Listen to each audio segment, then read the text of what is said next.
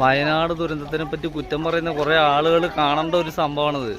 Township ഇവിടെ അത്രയേ ഉള്ളൂ ഇത്രയേ ഉള്ളൂ എന്താ പറയുന്നതിൻ്റെ ഒരു വ്യവസ്ഥയില്ല. പക്ഷെ അത് വന്ന് കാണണം, നേരിൽ തന്നെ വന്ന് കാണണം. 100 ചില്ലറ വീടുകളാണ് അവിടെ പണിയെടുത്തുകൊണ്ടിരിക്കുന്നത്. ഓരോ വീടും അതിനുള്ള റോഡ് സൗകര്യങ്ങൾ കാര്യങ്ങളെല്ലാം സെറ്റാണ്. വന്ന് നോക്കി കണ്ടിട്ട് വേണം എല്ലാവരും ഇതൊന്ന് പറയാൻ.